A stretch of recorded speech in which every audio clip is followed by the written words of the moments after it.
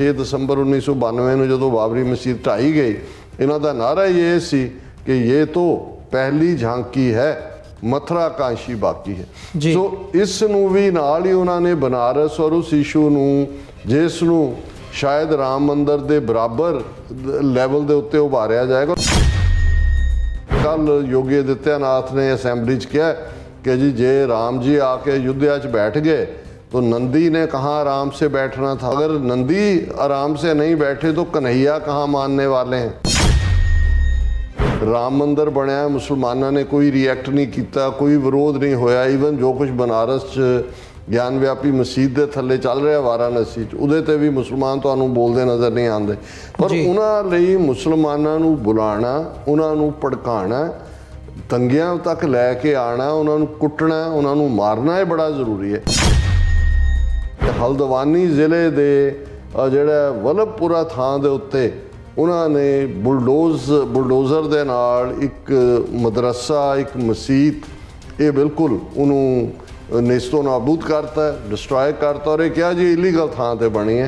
नतीजा उत्थे बहुत बुरी तरह हिंसा भड़की है। किते डैथ्स की गिणती 3 है, किते 6 है, किते 4 है। उत्तराखंड चो इसलिए पास कराया ताकि इनू अगलियां इलैक्शनां दे विच एक प्रोपेगेंडे के तौर पर इस्तेमाल करन कि जी देखो असी एक सूबे च करवा दिता है। सो वो वेट कर रहे हैं, पर उन्होंने ऑलरेडी दे दिता है कि भी जिवें असी आर्टिकल 370 के मुद्दे नूं लिया सी, असी उन्होंने इंप्लीमेंट किया है, इनू असी यूनीफॉर्म सिविल कोड नूं नैक्सट दे विच असी लागू करांगे। उन्होंने पता सी कि भी उत्तराखंड च भी ਜਿਹੜੇ ਨੇ ट्राइबल लोग ने और दूजे वो विरोध करनगे। और उन्होंने कहा जी यूनीफॉर्म सिविल कोड असी कर रहे हैं, ट्राइबल्स ਨੂੰ एग्जैम्प्ट कर रहे हैं इस कानून तो। जे ਤੁਹਾਡਾ यूनीफॉर्म ਦਾ मतलब एक है मकसद मुसलमानों और ईसाइयों ਨੂੰ ਜਿਹਦੀ ਜਾਂ ਵਾਪਸ ਹਿੰਦੂ ਮੰਡਲ ਚ ਆਣ, ਸ਼ੂਦਰ ਹੀ ਬਣ ਕੇ ਆਣਗੇ, ਬ੍ਰਾਹਮਣ ਤਾਂ ਬਣ ਨਹੀਂ ਸਕਦੇ, ਤੇ ਜਾਂ ਉਹਨਾਂ ਦੀ ਐਲੀਮੀਨੇਸ਼ਨ। ਤੁਸੀਂ ਭਾਵੇਂ ਜਾ ਕੇ ਨਮਾਜ਼ ਪੜ੍ਹੀ ਜਾਓ ਜਾਂ ਜੀਸਸ ਅੱਗੇ ਪ੍ਰੇ ਕਰੋ, पर तुसी हो हिंदू, कानून की नज़र तुसी हिंदू हो। ये हिंदू राष्ट्र है और तुहानू हिंदुआं दी सुपरामेसी दे थल्ले जिउणा होएगा। ये स्पिरिट है यूनीफॉर्म सिविल कोड दी।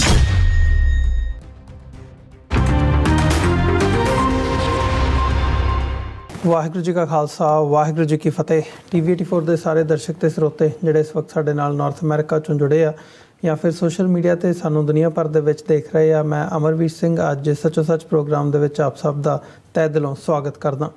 ਵੀਰਜ਼, ਅੱਜ ਅਸੀਂ ਇਸ ਹਫਤੇ ਦਾ ਅਖੀਰਲਾ ਪ੍ਰੋਗਰਾਮ ਕਰਨ ਜਾ ਰਹੇ ਹਾਂ ਤੇ ਅੱਜ doctor Amarjit Singh Khalistan affairs centre ਦੇ ਸੰਚਾਲਕ ਸਾਡੇ ਨਾਲ ਮੌਜੂਦ ਨੇ ਸਟੂਡੀਓ ਦੇ ਵਿੱਚ। ਆਓ ਉਹਨਾਂ ਨਾਲ ਮਿਲ ਕੇ ਅੱਜ ਦੇ ਇਸ ਪ੍ਰੋਗਰਾਮ ਦੀ ਸ਼ੁਰੂਆਤ ਕਰਦੇ ਹਾਂ।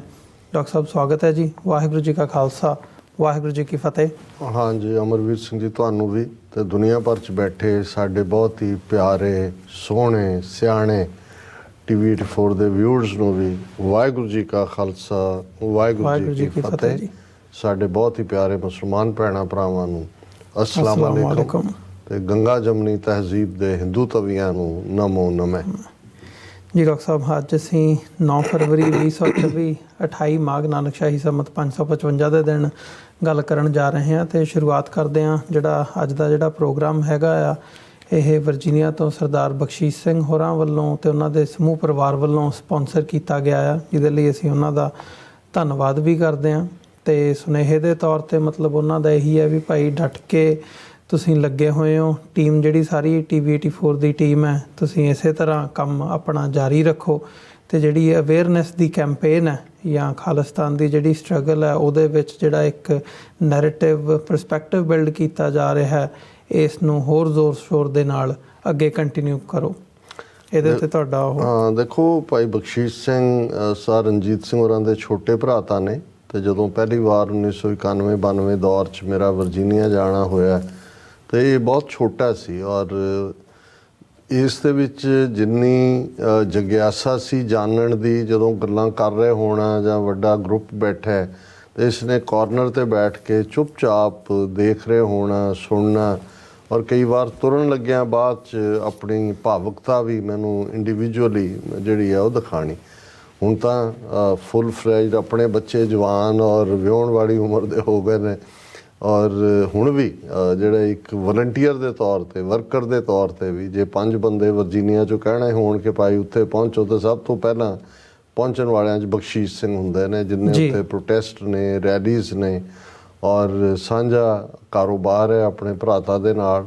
ਬੱਚੇ ਵੀ ਉਹਨਾਂ ਦੇ ਬੜੇ ਪ੍ਰੋਮਿਸਿੰਗ ਨੇ, ਬੇਟੀ ਉਹਨਾਂ ਦੀ PhD ਕਰ ਰਹੀ ਹੈ ਜਿਹੜੀ ਇੱਕ ਬੜੀ ਯੂਨੀਕ ਸਬਜੈਕਟ ਦੇ ਵਿੱਚ ਹੈ। ਔਰ ਇਸੇ ਤਰ੍ਹਾਂ ਬਾਕੀ ਪਰਿਵਾਰ ਵੀ ਚੜ੍ਹਦੀ ਕਲਾ ਵਾਲਾ ਪਰਿਵਾਰ ਹੈ, ਪੰਥਕ ਪਰਿਵਾਰ ਹੈ। ਔਰ ਅਸੀਂ ਬਖਸ਼ੀਸ਼ ਸਿੰਘ ਸਮੁੱਚੇ ਪਰਿਵਾਰ ਦੀ ਜਿਹੜੀ ਹੈ ਉਹ ਥੈਂਕ ਯੂ ਲਾਈਨ ਹੀ ਕਹਿ ਸਕਦੇ ਹਾਂ। ਥੈਂਕ ਯੂ ਜੀ।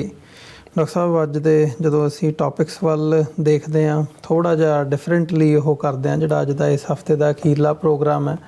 ਮਤਲਬ ਇਹਨੂੰ ਪਹਿਲਾਂ ਤੇ ਜਿਵੇਂ ਹੁਣ ਮੋਦੀ ਸਰਕਾਰ ਜਿਸ ਹਿਸਾਬ ਨਾਲ ਚੱਲ ਰਹੀ ਹੈ, ਅਸੀਂ ਇਹ ਦੇਖ ਰਹੇ ਹਾਂ ਪਿਛਲੇ ਸਾਰੇ ਸਮੇਂ ਦੇ ਵਿੱਚ ਉਹਨਾਂ ਨੇ ਜਿਹੜਾ ਹਿੰਦੁਸਤਾਨ ਦੀ ਆਪਣੀ ਪਾਲਿਸੀ ਹੈ, ਹਿੰਦੂਤਵ ਦਾ ਜਿਹੜਾ ਰੱਥ ਹੈ ਉਹ ਕਿਵੇਂ ਸਾਰੇ ਭਾਰਤ ਦੇ ਵਿੱਚ ਛਾਇਆ ਹੋਇਆ। ਤੇ ਹੁਣ 2024 ਦੀਆਂ ਜਿਹੜੀਆਂ ਚੋਣਾਂ ਨੂੰ ਮੁੱਖ ਰੱਖਦਿਆਂ ਹੋਇਆਂ ਇੱਕ ਓਕੇਜ਼ਨ ਨੂੰ ਜਿਹੜਾ ਰਾਮ ਮੰਦਰ ਦੀ ਇਹਨਾਂ ਨੇ ਪ੍ਰਾਣ ਪ੍ਰਤਿਸ਼ਠਾ ਕਹਿ ਕੇ ਉਹ ਕੀਤਾ, ਦੁਬਾਰਾ ਸੈਰੇਮਨੀ ਕੀਤੀ ਹੈ, ਜਿਹਦੇ 'ਤੇ ਕੁਐਸਚਨਸ ਵੀ ਉੱਠੇ, ਹੋਰ ਵੀ ਹੋਇਆ, ਪਰ ਇਵੈਂਚੁਅਲੀ ਉਹ ਬਹੁਤ ਵੱਡਾ ਬਣਾ ਕੇ ਪੇਸ਼ ਵੀ ਕੀਤਾ ਮੋਦੀ ਕਿਆਂ ਨੇ।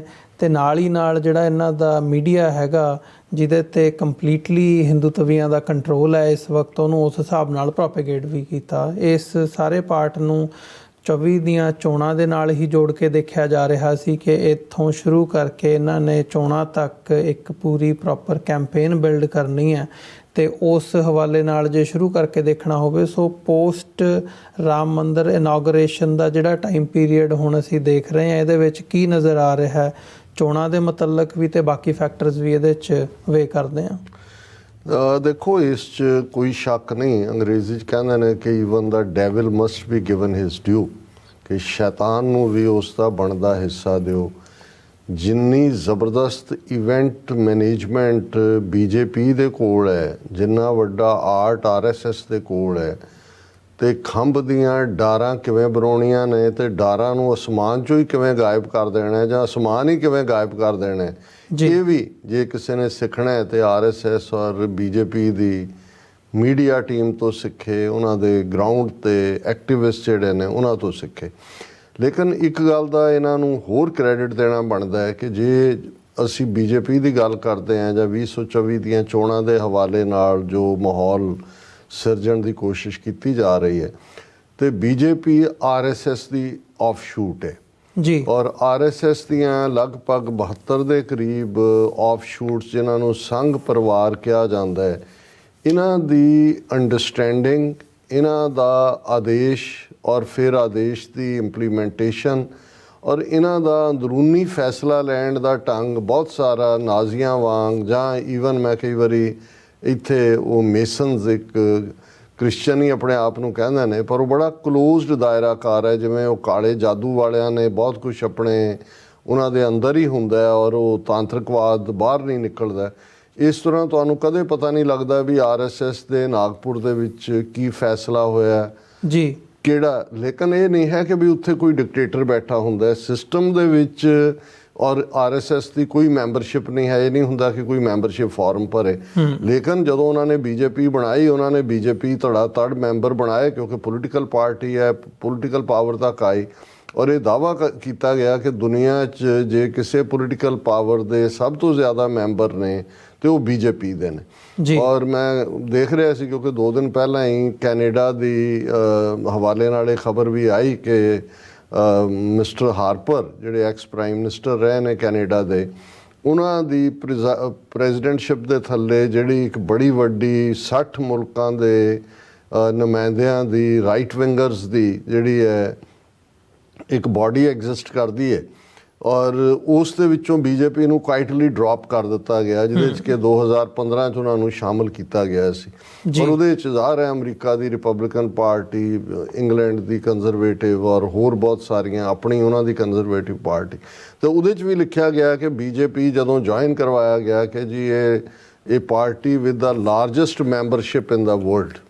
ਸੋ ਉਸ ਤੋਂ ਅਸੀਂ ਅੰਦਾਜ਼ਾ ਲਾ ਸਕਦੇ ਹਾਂ ਕਿ BJP ਦੇ ਕੋਲ ਅੱਜ ਕਿਸ ਕਿਸਮ ਦਾ ਉਹਨਾਂ ਦਾ ਸਟਰਕਚਰ ਹੈ। ਲੇਕਿਨ ਕਮਿੰਗ ਬੈਕ ਕਿ ਇਹਨਾਂ ਦੀ ਮਾਂ RSS ਹੈ, ਔਰ ਇਹਦੇ 'ਚ ਜੇ ਅਟਲ ਬਿਹਾਰੀ ਵਾਜਪਾਈ ਨੂੰ as a prime ministerial candidate throw ਕੀਤਾ, ਉਹਨੂੰ ਮੋਡਰੇਟ ਫੇਸ ਰੱਖਣ ਨੂੰ ਕਿਹਾ, ਤੇ ਆਰਐਸਐਸ ਦੀ ਨੀਤੀ ਦਾ ਇਹ ਹਿੱਸਾ ਸੀ ਜੀ। ਅਡਵਾਨੀ ਤੋਂ ਮੁਰਲੀ ਮਨੋਹਰ ਜੋਸ਼ੀ ਤੋਂ ਜਿੰਨਾ ਕੁ ਕੰਮ ਲੈਣਾ ਸੀ ਲੈ ਲਿਆ, ਔਰ ਅਡਵਾਨੀ ਤੇ ਸ਼ੇਰਵਾਨੀ ਸਵਾ ਕੇ ਔਰ ਧੋਤੀ ਲੈ ਕੇ ਮੁਰਲੀ ਮਨੋਹਰ ਜੋਸ਼ੀ ਵੀ ਡੀਕਦਾ ਰਿਹਾ ਕਿ ਕਦੋਂ ਸਾਨੂੰ ਤੋਂ ਆਵਾਜ਼ ਪਏਗੀ।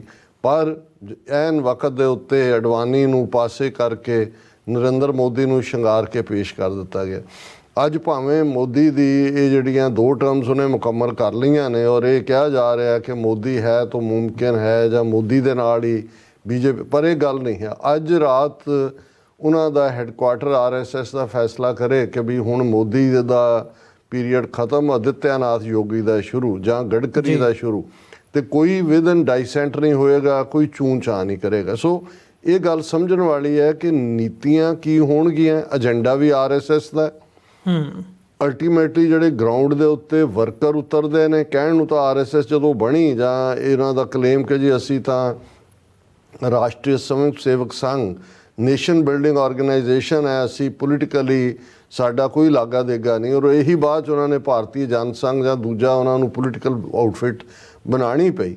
ਲੇਕਿਨ ਇੱਕ ਗੱਲ ਬੀਜੇਪੀ ਦਾ ਵੀ ਉੱਪਰ ਤੋਂ ਲੈ ਕੇ ਥੱਲੇ ਤੱਕ ਦਾ ਕਾਡਰ ਜਾਣਦਾ ਹੈ ਕਿ ਉਹਨਾਂ ਨੂੰ ਜੋ ਟਾਸਕ ਦਿੱਤੀ ਗਈ ਹੈ ਉਹ ਹੈ ਆਰਐਸਐਸ ਦਾ ਮੂਲ ਹਿੰਦੀ ਹਿੰਦੁਸਤਾਨ ਦੇ ਏਜੰਡੇ ਨੂੰ ਇੰਪਲੀਮੈਂਟ ਕਰਨਾ।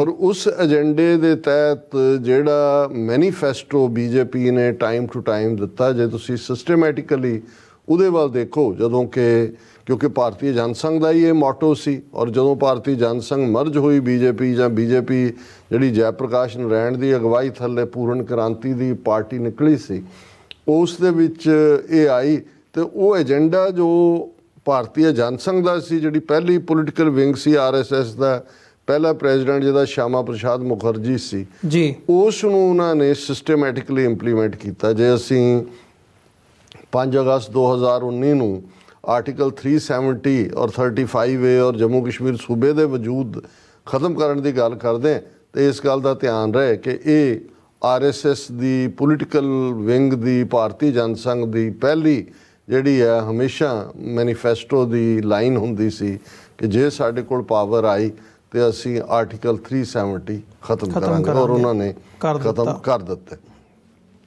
ਮੰਦਰ ਵਹੀ ਬਣਾਏਂਗੇ, ਇਹ ਭਾਰਤੀ ਜਨ ਸੰਘ ਦੇ ਵੇਲੇ ਤਾਂ ਇਹ ਨਹੀਂ ਸੀ, ਪਰ ਬੀਜੇਪੀ ਨੇ ਜਦੋਂ 1992 ਦੇ ਵਿੱਚ ਪਾਲਮਪੁਰ ਹਿਮਾਚਲ ਪ੍ਰਦੇਸ਼ 'ਚ ਆਪਣੀ ਵਰਕਿੰਗ ਕਮੇਟੀ ਮੀਟਿੰਗ ਕੀਤੀ, ਕਨਵੈਨਸ਼ਨ ਕੀਤੀ, ਉਸ ਦੇ ਵਿੱਚ ਉਹਨਾਂ ਨੇ ਇਸ ਨੂੰ ਪੋਲੀਟੀਕਲ ਸ਼ੇਪ ਦੇ ਰੂਪ ਦੇ ਵਿੱਚ ਪੇਸ਼ ਕਰਨ ਦੀ ਕੋਸ਼ਿਸ਼ ਕੀਤੀ ਕਿ ਰਾਮ ਮੰਦਰ ਨੂੰ ਜਿਹੜਾ ਅਸੀਂ ਉੱਥੇ ਬਣਾਉਣਾ, ਔਰ ਇਹ ਉਹਨਾਂ ਨੇ ਹੀ ਜ਼ਿਆਦਾ ਪ੍ਰਮੋਟ ਕੀਤਾ ਜੀ, ਉੱਥੇ ਮਸਜਿਦ ਜਿੱਥੇ ਬਣੀ ਹੈ ਉੱਥੇ ਮੰਦਰ ਸੀ ਇਹ ਉਹ।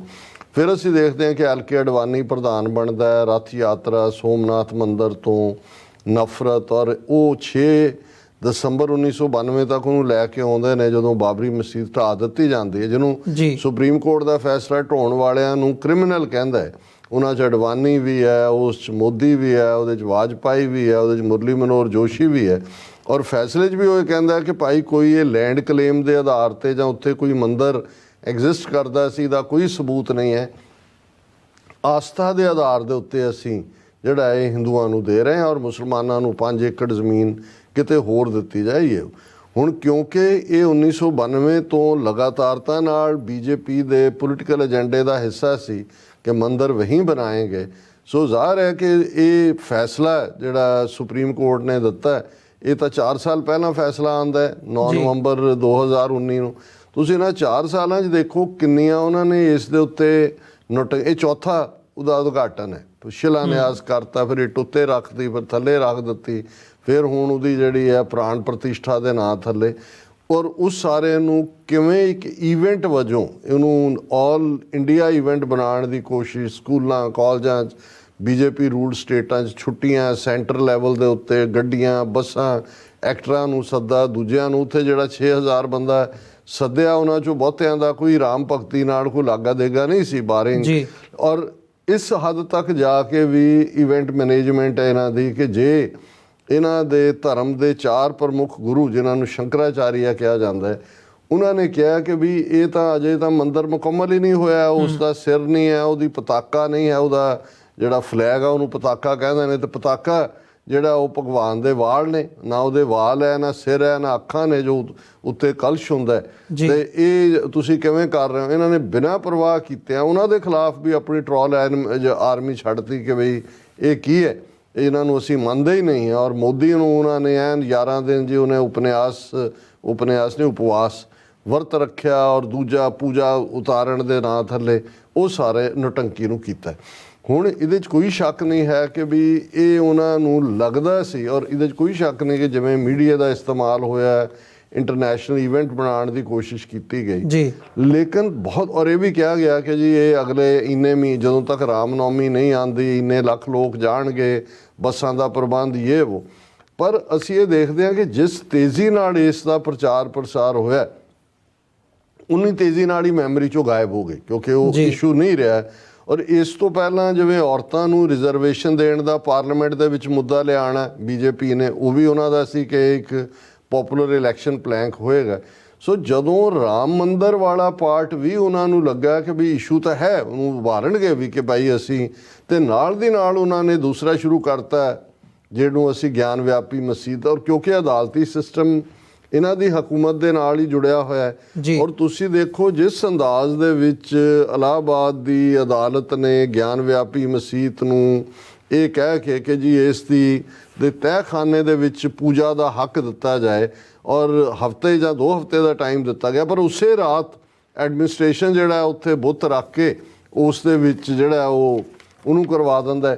ਔਰ ਜੇ ਮੁਸਲਿਮ ਸਾਈਡ ਜਿਹੜੀ ਆ ਉਹ ਸੁਪਰੀਮ ਕੋਰਟ 'ਚ ਨੈਕਸਟ ਡੇ ਰਿਟ ਕਰਦੀ ਹੈ, ਉਹ ਕਹਿੰਦੇ ਜੀ ਵਾਪਸ ਹਾਈ ਕੋਰਟ 'ਚ ਜਾਓ, ਉਹ ਰਿਟ ਲੈਂਡ ਤੋਂ ਨਾ ਕਰ ਦਿੰਦੇ ਨੇ। ਸੋ ਆਲਰੇਡੀ ਉਹਨਾਂ ਨੇ ਮਜ਼ਹਬ ਦੇ ਨਾਂ ਥੱਲੇ ਜਿਹੜਾ ਦੂਸਰਾ ਪਾਰਟ ਹੈ, ਹਾਂ, ਬਨਾਰਸ ਦੇ ਨਾਂ ਥੱਲੇ ਉਹ ਮੰਦਰ, ਹਾਂ। ਔਰ ਆਲਰੇਡੀ ਕੱਲ ਯੋਗੀ ਆਦਿੱਤਿਆਨਾਥ ਨੇ ਅਸੈਂਬਲੀ 'ਚ ਕਿਹਾ ਕਿ ਜੀ ਜੇ ਰਾਮ ਜੀ ਆ ਕੇ ਅਯੁੱਧਿਆ 'ਚ ਬੈਠ ਗਏ ਤਾਂ ਨੰਦੀ ਨੇ ਕਹਾਂ ਆਰਾਮ ਸੇ ਬੈਠਣਾ ਥਾ। ਨੰਦੀ ਕੀ ਹੈ? ਸ਼ਿਵ ਜੀ ਦਾ ਬੈਲ, ਕਿਉਂਕਿ ਬਨਾਰਸ ਦਾ ਜਿਹੜਾ ਗਿਆਨ ਵਿਆਪੀ ਮਸਜਿਦ ਜਿੱਥੇ ਕਹਿੰਦੇ ਨੇ ਉਹ ਸ਼ਿਵ ਜੀ ਦਾ ਨਾਲ ਦੀ ਪੂਜਾ ਨਾਲ ਜੁੜਿਆ ਹੋਇਆ, ਬਨਾਰਸ ਸ਼ਿਵ ਜੀ ਔਰ ਉਹਨਾਂ ਦੇ ਪੁੱਤਰ ਗਣੇਸ਼ ਉਸ ਦੀ ਨਗਰੀ ਮੰਨਿਆ ਜਾਂਦਾ ਹੈ। ਤਾਂ ਉਹਨੇ ਕਿਹਾ ਜੀ ਅਗਰ ਨੰਦੀ ਆਰਾਮ ਸੇ ਨਹੀਂ, ਕਿ ਬਈ ਅਸੀਂ ਇਹ ਖੜਾ ਕਰ ਦਿੱਤਾ ਕਿਉਂਕਿ ਸ਼ਿਵ ਜੀ ਨੇ ਕਿਹੜਾ, तो अगर नंदी आराम से नहीं बैठे तो कन्हैया कहाँ मानने वाले हैं। मतलब मथुरा की गल कि भी मथुरा दे विच भी असी मसीत बनाना है। और ये याद होएगा कि 6 दसंबर 1992 में जो बाबरी मसीत ढाई गई, इन्हों का नारा ये सी कि ये तो पहली झांकी है, मथुरा कांशी बाकी है। सो इस नूं भी नाल ही उन्होंने बनारस और उस इशू नूं जिस नूं शायद राम मंदिर के बराबर लैवल के उत्ते उभारिया जाएगा। और थर्ड नुकता जिहड़ा मैनूं ये लगदा भी इन्हां नूं ये नज़र आ रहा भी ये पोलराइजेशन चों ही ना तो इन्हां दा इकोनॉमी का भी ये दावे कर रहे हैं जी असीं इन्नी देर च उन्होंने इन्ने ट्रिलियन की बनाता, हुण इन्ने दी बना देंगे, 2045 तक अमृत काल साडा चल रहा, असीं दुनिया की तीसरी इकोनॉमी या दूजा। पर क्योंकि ग्राउंड लैवल के उत्ते अनएम्प्लॉयमेंट और जो कुछ चल रहा है वो हुण नज़र आना शुरू हो गया भी ये किन्ना झूठ बोल रहे हैं। ये भी एक आस सी बहुतिਆਂ ਨੂੰ कि जदों ये बीबी उन्हां दी फाइनैंस मिनिस्टर बजट पेश करेगी तो पता नहीं की डोल आउट, क्योंकि लास्ट बजट है इलैक्शनों तो पहला, और उस नूं जिहड़ा वो होएगा पर उहदे चों भी कुछ नहीं निकलिया। और यही कारण है कि हरीडली जिहड़ा हुण जिहड़े तुहाडा सवाल सी कि उन्हां दे लई अल्टीमेटली उन्होंने लगता है कि हिंदू मुसलमान पोलराइजेशन का इशू ही उन्होंने स्ट्रेंथ है। राम मंदिर बनया, मुसलमानों ने कोई रिएक्ट नहीं किया, कोई विरोध नहीं होया। ईवन जो कुछ बनारस ज्ञान व्यापी मसीत के थले चल रहा वाराणसी उहदे ते भी मुसलमान तुहानूं बोलते नज़र नहीं आते। पर उन्होंने मुसलमानों नूं बुलाना, उन्होंने भड़काना, दंगियां तक लैके आना, उन्होंने कुटना, उन्होंने मारना, ये बड़ा जरूरी है। इसलिए उन्होंने उत्तराखंड जां स्टेट नूं चुनिया। हुण उत्तराखंड दे विच एक गल दा ध्यान रहे कि भारत दीयां सब स्टेटां चों जे सब तो ज़्यादा स्वर्ण हिंदू जिन्हां नूं कहा जांदा हाई कास्ट हिंदुआं दी आबादी है जां मेजोरिटी है तो उत्तराखंड है। सरकार भी बीजेपी दी है। उत्तराखंड दे नाल सारे मजहबी थावां जिहड़ियां ने वो जुड़ियां होईयां ने। हुण उहदे च उन्हां ने हरीडली यूनीफॉर्म सिविल कोड, हुण ये भी तुसी भारतीय जनसंघ दे इलैक्शन मैनीफेस्टो ते जाओगे, बीजेपी दे जाओगे कि मुस्लिम परसनल लॉ ਜਾਂ ਈਸਾਈਆਂ ਦਾ ਜਾਂ ਪਾਰਸੀਆਂ ਦਾ, ਇਹ ਬਿਲਕੁਲ ਨਹੀਂ ਹੋਣੀ ਚਾਹੀਦੀ।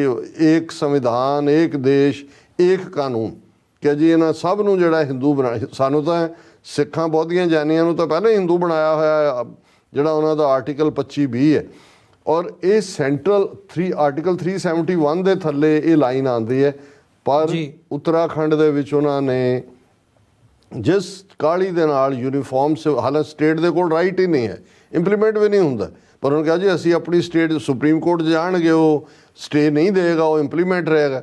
ਹੁਣ ਜਿਵੇਂ ਇਹਨਾਂ ਨੇ ਯੂਨੀਫਾਰਮ ਸਿਵਲ ਕੋਡ ਪਾਸ ਕਰਾਇਆ, ਇਹ ਮੈਸੇਜ ਬਾਕੀਆਂ ਨੂੰ ਦਿੱਤਾ ਗਿਆ।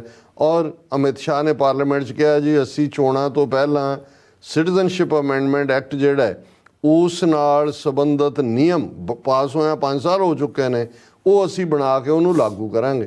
ਪਰ ਇਹਨਾਂ ਨੂੰ ਉੱਤਰਾਖੰਡ ਇਸ ਵੇਲੇ, ਜਿਵੇਂ 2002 ਦੇ ਵਿੱਚ ਗੁਜਰਾਤ ਇਹਨਾਂ ਦਾ ਜਿਹੜਾ ਹੈ ਉਹ ਵਾਇਲੈਂਸ ਕ੍ਰੀਏਟ ਕਰਨ ਦਾ ਮੁਕਾਮ ਸੀ, ਇਹਨਾਂ ਨੇ ਉੱਤਰਾਖੰਡ ਨੂੰ ਚੁਣਿਆ। ਨਾ ਸਿਰਫ ਹਾਲਾਂਕਿ ਉੱਤਰਾਖੰਡ ਦੇ ਵਿੱਚ ਮੁਸਲਮਾਨ ਪੋਪੂਲੇਸ਼ਨ ਜ਼ਿਆਦਾ ਨਹੀਂ ਹੈ, ਹਲਦਵਾਨੀ ਜਾਂ ਹਰਿਦੁਆਰ ਜਾਂ ਇਹਨਾਂ ਇਲਾਕਿਆਂ 'ਚ ਅਜੇ ਯੂਨੀਫਾਰਮ ਸਿਵਲ ਕੋਡ ਨੂੰ ਪਾਸ ਹੋਇਆ 2 ਦਿਨ ਹੋਏ ਨੇ। ਅਤੇ ਪਿਛਲੇ ਦਿਨ ਦੀ ਜੇ ਅਸੀਂ ਗੱਲ ਦੇਖੀਏ ਤਾਂ ਹਲਦਵਾਨੀ ਜ਼ਿਲ੍ਹੇ ਦੇ ਜਿਹੜਾ ਵਲਭਪੁਰਾ ਥਾਂ ਦੇ ਉੱਤੇ ਉਹਨਾਂ ਨੇ ਬੁਲਡੋਜ਼ਰ ਦੇ ਨਾਲ ਇੱਕ ਮਦਰਸਾ, ਇੱਕ ਮਸੀਤ, ਇਹ ਬਿਲਕੁਲ ਉਹਨੂੰ ਨੇਸਤੋ ਨਾਬੂਦ ਕਰਤਾ, ਡਿਸਟਰੋਏ ਕਰਤਾ, ਔਰ ਇਹ ਕਿਹਾ ਜੀ ਇਲੀਗਲ ਥਾਂ 'ਤੇ ਬਣੀ ਹੈ। ਨਤੀਜਾ ਜਦੋਂ ਤੱਕ ਅਸੀਂ ਇਹ ਵਿਚਾਰ ਕਰ ਰਹੇ ਹਾਂ, ਉੱਥੇ ਬਹੁਤ ਬੁਰੀ ਤਰ੍ਹਾਂ ਹਿੰਸਾ ਭੜਕੀ ਹੈ। ਕਿਤੇ ਡੈਥਸ ਦੀ ਗਿਣਤੀ 3 ਹੈ, ਕਿਤੇ 6 ਹੈ, ਕਿਤੇ 4 ਹੈ, 250 ਤੋਂ ਜ਼ਿਆਦਾ ਜ਼ਖਮੀ ਨੇ, ਔਰ ਸ਼ੂਟ ਐਟ ਸਾਈਟ ਦੇ ਆਰਡਰ। ਔਰ ਉਹਨਾਂ ਨੇ ਕਿਹਾ ਜੀ ਦੇਖੋ ਮੁਸਲਮਾਨਾਂ ਨੇ ਪੁਲਸੀਏ ਵੀ 100 ਤੋਂ ਜ਼ਿਆਦਾ ਜ਼ਖਮੀ ਕਰਤੇ, ਦੂਸਰੇ ਵੀ ਜ਼ਖਮੀ। ਇਹ ਉੱਤਰਾਖੰਡ 'ਚ ਹੀ ਹੋ ਰਿਹਾ ਜਿੱਥੇ ਯੂਨੀਫਾਰਮ ਸਿਵਲ ਕੋਡ ਹੈ। ਔਰ ਇਹ ਇੱਕ ਜਿਸ ਨੂੰ ਮੈਨੂੰ ਇਹ ਲੱਗਦਾ, ਔਰ ਇਹ ਆਲਰੇਡੀ 1-2 ਜਿਹੜੇ ਬੜੇ ਨੌਲੇਜੇਬਲ ਯੂਟਿਊਬਰ ਨੇ ਜਿਹੜੇ ਇਹਨਾਂ 'ਚੋਂ ਹੀ ਨਿਕਲੇ ਹੋਏ ਨੇ, ਉਹਨਾਂ ਦਾ ਇਹ ਕਹਿਣਾ ਸੀ ਕਿ ਵੀ ਇਹ ਇਲੈਕਸ਼ਨਾਂ ਤੋਂ ਪਹਿਲਾਂ ਵੱਡੇ ਪੈਮਾਨੇ 'ਤੇ ਹਿੰਸਾ ਮੁਸਲਮਾਨਾਂ ਦੇ ਖਿਲਾਫ ਹੋਏਗੀ। ਔਰ ਇੱਕ ਪਾਸੇ ਰਾਮ ਮੰਦਰ ਦਾ ਇਸ਼ੂ, ਪਰ ਮੈਨੂੰ ਲੱਗਦਾ ਉਹਦੇ ਨਾਲੋਂ ਵੀ ਜ਼ਿਆਦਾ ਇਹ ਆਪਣਾ ਅਗਲਾ ਸਟੈਪ ਯੂਨੀਫਾਰਮ ਸਿਵਲ ਕੋਡ ਲਾਗੂ ਕਰਨ। ਔਰ ਮੁਸਲਮਾਨਾਂ ਦੇ ਖਿਲਾਫ ਦੇਖੋ ਜੀ ਇਹ ਤਾਂ ਦੰਗਈ ਨੇ। ਅਸੀਂ ਜਦੋਂ ਤੱਕ ਗੱਲ ਕਰ ਰਹੇ ਹਾਂ ਜਾਂ ਆਉਣ ਵਾਲੇ ਦਿਨਾਂ 'ਚ ਦੇਖਾਂਗੇ ਕਿ ਵੱਡੇ ਪੈਮਾਨੇ ਦੇ ਉੱਤੇ ਮੁਸਲਮਾਨਾਂ ਨੂੰ ਦੰਗਈ, ਔਰ ਉਹ ਕਿ ਵੀ ਤੁਸੀਂ ਉਹਨਾਂ ਦੀ ਮਸੀਤ ਢਾਹ ਦਿਓ, ਉਹਨਾਂ ਦਾ ਮਦਰਸਾ ਢਾਹ ਦਿਓ। ਅਜੇ 4 ਦਿਨ ਪਹਿਲਾਂ ਦਿੱਲੀ ਦੇ ਵਿੱਚ ਅੱਧੀ ਰਾਤ ਨੂੰ ਦਿੱਲੀ ਐਡਮਿਨਿਸਟ੍ਰੇਸ਼ਨ ਨੇ 650 ਸਾਲ ਪੁਰਾਣੀ ਮਸੀਤ ਜਿਹੜੀ ਰਜ਼ੀਆ ਸੁਲਤਾਨਾ ਦੇ ਜ਼ਮਾਨੇ ਦੀ ਸੀ, ਉਹਨੂੰ ਜਿਹੜਾ ਢਾਹ ਢੇਰੀ ਕੀਤਾ। ਸੋ ਇਹ ਪਾਰਟ ਜਿਹੜਾ ਇਹ ਚੋਣ ਲੜਨਗੇ ਹੀ ਇਸ ਨਫ਼ਰਤ ਦੇ ਸਿਰ ਦੇ ਉੱਤੇ, ਟੋਟਲ ਪੋਲਰਾਈਜੇਸ਼ਨ ਦੇ ਥੱਲੇ। ਔਰ ਇਹ ਜਿਹੜਾ ਉਹਨਾਂ ਨੂੰ ਈਵਨ ਇਹ ਲੱਗਦਾ ਵੀ ਇਕੱਲਾ ਰਾਮ ਮੰਦਰ ਦਾ ਇਸ਼ੂ ਉਹਨਾਂ ਨੂੰ ਜਿਹੜਾ ਉਹ ਜਿੱਤ ਦੀ ਉਸ ਸਿਖਰਲੀ ਪੌੜੀ 'ਤੇ ਨਹੀਂ ਲਿਜਾ ਸਕਦਾ। ਜਿਹੜੀ ਨਫ਼ਰਤ ਹੈ ਉਹਨੂੰ ਹੋਰ ਅੱਗੇ ਫਰਦਰ ਕਰਨ ਦਾ ਏਜੰਡਾ ਆ।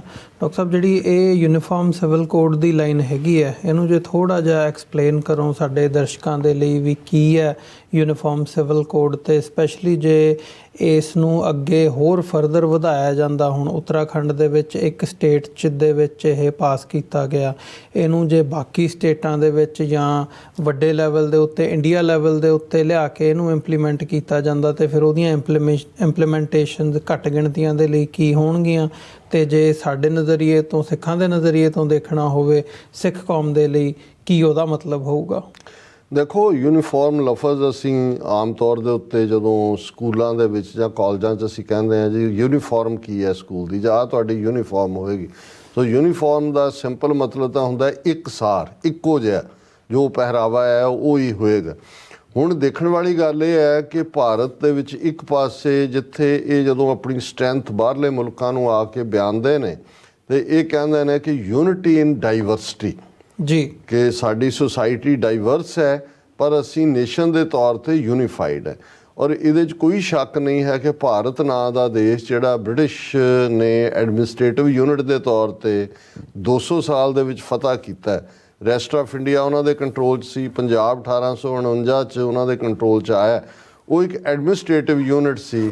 ਔਰ ਇਹ ਜੇ ਸਬ ਕੌਂਟੀਨੈਂਟ ਕਹਿਣਾ ਹੋਏ ਉਸ ਨੂੰ, ਤਾਂ ਉਹ ਸਬ ਕੌਂਟੀਨੈਂਟ ਦੇ ਵਿੱਚ 20 ਤੋਂ ਜ਼ਿਆਦਾ ਮੁਲਕ ਬਣਦੇ ਨੇ, ਜਿਹੜਾ ਯੂਰਪ ਤੋਂ ਵੀ ਵੱਡਾ ਆਲਮੋਸਟ ਬਣ ਜਾਂਦਾ, ਜਿਨ੍ਹਾਂ ਦੇ ਆਪਣੇ ਸੱਭਿਆਚਾਰ ਨੇ, ਆਪਣੀਆਂ ਬੋਲੀਆਂ ਨੇ, ਆਪਣੀ ਖੁਰਾਕ ਹੈ, ਆਪਣਾ ਰਹਿਣ ਸਹਿਣ ਹੈ ਔਰ ਆਪਣਾ ਇਤਿਹਾਸ ਹੈ, ਆਪਣਾ ਪਿਛੋਕੜ ਹੈ। ਜੀ। ਪਰ ਇਹੀ ਕਾਰਨ ਸੀ ਕਿ ਵੀ 47 ਤੋਂ ਬਾਅਦ ਵੀ ਉਹਨਾਂ ਨੂੰ ਲੱਗਾ ਕਿ ਵੀ ਜੇ ਅਸੀਂ ਥੋੜ੍ਹੀ ਬਹੁਤ ਡਾਈਵਰਸਿਟੀ ਨੂੰ ਰੈਕਗਨਾਈਜ਼ ਨਾ ਕੀਤਾ ਤੇ ਇਹ ਗੱਲ ਬਣੇਗੀ ਨਹੀਂ। ਜਿਹੜੇ ਬੋਲੀ ਦੇ ਆਧਾਰ ਤੇ ਸੂਬੇ ਬਣਾਉਣ ਦੀ ਗੱਲ ਸੀ, ਤੁਸੀਂ ਇਹ ਦੇਖੋਗੇ ਕਿ ਨਾ ਸਿਰਫ ਉਹ ਸੂਬੇ ਬਣੇ ਜਿਹਦੇ 'ਚ ਉਹਨਾਂ ਬੋਲੀ ਬੋਲਣ ਵਾਲਿਆਂ ਦੀ ਮੈਜੋਰਿਟੀ ਸੀ, ਉਹਨਾਂ ਨੂੰ ਨਾਂ ਵੀ ਉਹ ਦਿੱਤੇ ਗਏ ਜਿਹੜੇ ਕਿ ਦੇਖਣ ਦੇ ਵਿੱਚ ਈਵਨ ਦੇਸ਼ ਨਾਲੋਂ ਵੀ ਵੱਡੇ ਨੇ। ਹੁਣ ਜਦੋਂ ਮਹਾਰਾਸ਼ਟਰ ਕਿਹਾ ਜਾਂਦਾ, ਇੱਕ ਪਾਸੇ ਭਾਰਤ ਰਾਸ਼ਟਰ ਹੈ, ਪਰ ਉਹ ਮਰਾਠਿਆਂ ਨੇ ਕਿਹਾ ਨਹੀਂ ਜੀ ਸਾਡਾ, ਅਸੀਂ ਤਾਂ ਆਪਣੇ ਸੂਬੇ ਦਾ ਨਾਮ ਮਹਾਰਾਸ਼ਟਰਾ ਰੱਖਣਾ। ਹੁਣ ਹਾਲਾਂਕਿ ਇਹ ਸੌਰਾਸ਼ਟਰਾ ਹੁੰਦਾ ਸੀ ਜਿਹਦੇ 'ਚੋਂ 2 ਗੁਜਰਾਤ ਔਰ ਮਹਾਰਾਸ਼ਟਰਾ ਨੇ। ਇਸੇ ਤਰ੍ਹਾਂ ਜਦੋਂ ਅਸੀਂ ਤਮਿਲਨਾਡੂ ਸ਼ਬਦ ਕਹਿੰਦੇ ਹਾਂ, ਇਹ ਤਮਿਲ ਜ਼ਬਾਨ ਦਾ, ਨਾਡੂ ਦਾ ਮਤਲਬ ਮੁਲਕ ਹੈ, ਤਾਮਿਲਾਂ ਦਾ ਮੁਲਕ।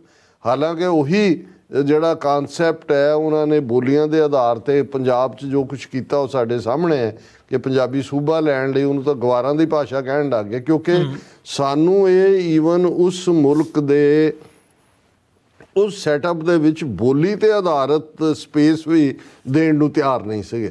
ਇਹ ਇੱਕ ਵੱਖਰੀ ਡਿਬੇਟ ਹੈ, ਪਰ ਮੈਂ ਯੂਨੀਫਾਰਮ ਕੋਡ ਦੀ ਗੱਲ, ਹੁਣ ਕੋਡ ਕਾਨੂੰਨ ਨੂੰ ਕਹਿੰਦੇ ਨੇ।